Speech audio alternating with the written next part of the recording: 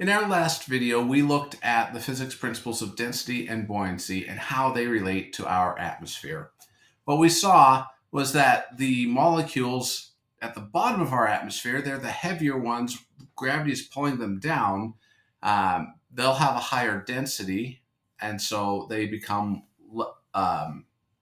the force of gravity is stronger than the force of buoyancy, and so they sink. So you end up with your highest concentration of molecules near the surface. Whereas the lighter weight molecules are less dense, the buoyant force can push them up a little bit higher, and so you end up with your lighter weight molecules up higher. So you have your highest density near the surface, and then you have a decreasing density as you go higher into the atmosphere. We're going to continue that discussion, but this time we're going to look at it from a viewpoint of pressure. Now, as a reminder of weight is the mass of an object, how much matter it's made of, times the acceleration of gravity, which is 9.8. So mass times 9.8. Now, the heaviest elements are near the ground, lightest elements float up higher in the atmosphere, but they all work together still to create pressure. What is pressure? Pressure is the application of a force, in this case we're talking about weight, over a particular area. So pressure is calculated as the weight of an object divided by the area over which it is resting. So if you take a certain amount of weight over a small area, you end up having a very high pressure. Whereas if you take the same weight and lay it out over a large area, you end up with a low pressure because you're dividing by a larger area. Now, there's a great example of this. If you or someone you know has ever worn high heels, they often complain about how much it makes their feet hurt.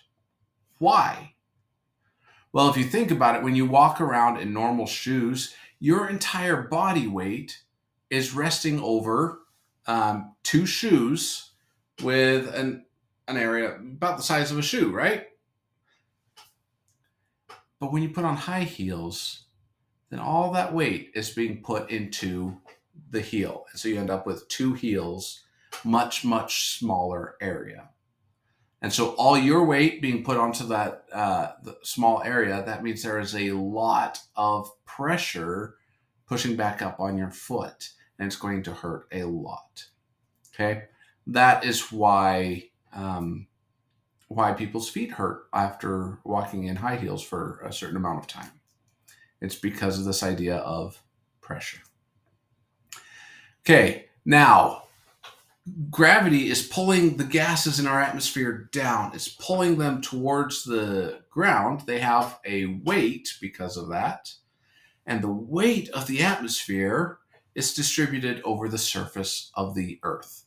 So if you were to take the entire weight of the atmosphere and divide it by the surface area of the Earth, you would get the atmospheric pressure. Now, there are a few different units we use to measure this. The first one I'm going to show you is this first number of 101,325 newtons per square meter. That means that if you were to take 1 square meter of area on the surface of the Earth, the weight of the atmosphere just above that area is 101,325 newtons. Now, just doing a quick calculation here on my calculator. Again, to convert from newtons to pounds, we divide by 4.45.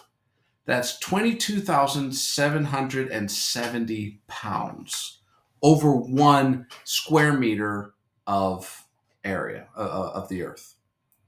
That's a lot. The atmosphere truly is extremely heavy. And we'll see that again in just a second. Now, this unit, 101,325 newtons per square meter, that's a very commonly used unit, so we just give it a name of a Pascal.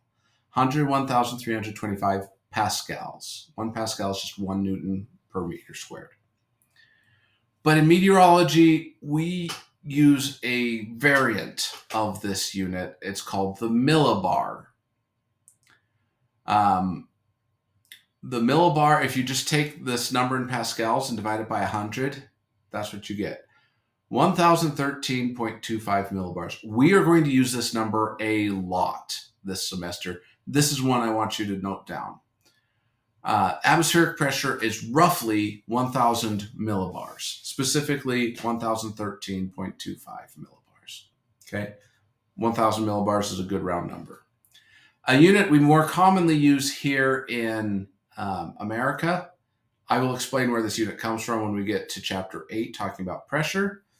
29.92 inches of mercury, standard atmospheric pressure. That inches converted to millimeters would be 760 millimeters of mercury, another common unit. The other one we're very familiar with would be 14.7 PSI.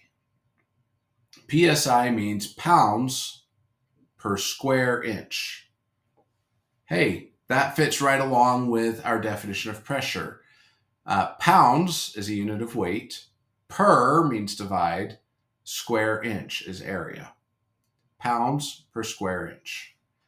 So atmospheric pressure says that for every square inch of area on the Earth, the atmosphere weighs 14.7 pounds. Over every single square inch of your body, you are feeling a force of 14.7 pounds. Now, for reference, the weight of one textbook is between 2 and 6 pounds. That's like taking 2 to 3 textbooks and tying them to each square inch of your body. And that's how much weight you have to endure from the atmosphere every day. I know it's mind-boggling. You say, well, Dr. Olson, I don't feel that way.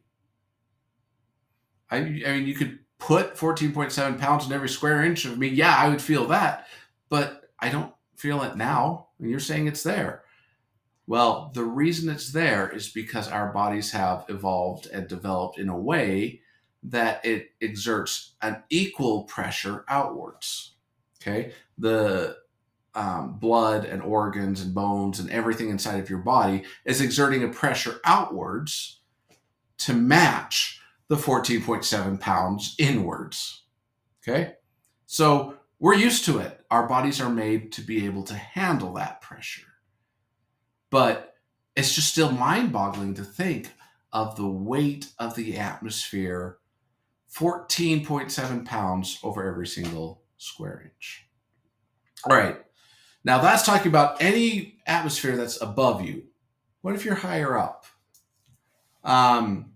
If you're higher up, then you're going to be on top of some of the atmosphere, and any atmosphere that's below you is being pulled down and away from you, so that's not going to contribute to the pressure on you.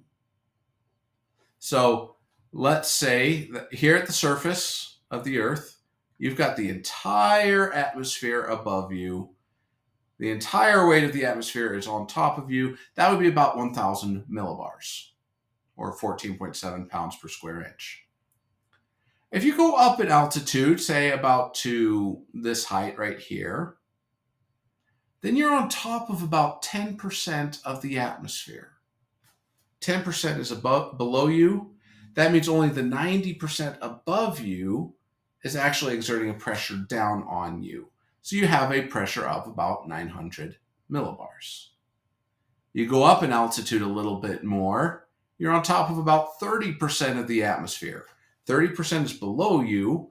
Only the 70% above you is going to weigh down on you. So you feel 70% of a full atmosphere, about 700 millibars. Climb up to, say, the top of a mountain, a rather high mountain. You'll be above half of the atmosphere, which means you only have half of the atmosphere to deal with. So you have a pressure of 500 millibars. At the top of Mount Everest, about 70% of the atmosphere is below you. You only have 300 millibars of pressure above you. That's 30% of the atmosphere. And so on. Right? So where is the atmospheric pressure dropped to 500 millibars? At about an altitude of 5.5 kilometers. That's roughly 3 miles. What about the top of Mount Everest? How tall is Mount Everest? We could look that up. But pressure of 300 millibars, 30% of the atmosphere above you, 70% below you, roughly an altitude of 10 kilometers, which is about five, uh, 5, 6 miles up, something like that. If you go up to 9 miles up, that's about 17 kilometers up, you're above 90% of the atmosphere, meaning you only have 10% above you. Pressure is 100 millibars. Okay.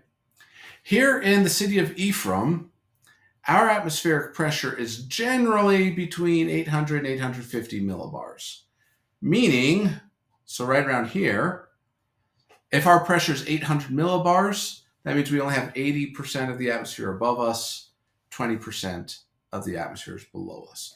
It's an altitude of 1 mile that we have here in Ephraim. Okay? Awesome. So that's a quick idea of pressure. You're going to feel the highest pressure right at the surface because you have the entire weight of the atmosphere.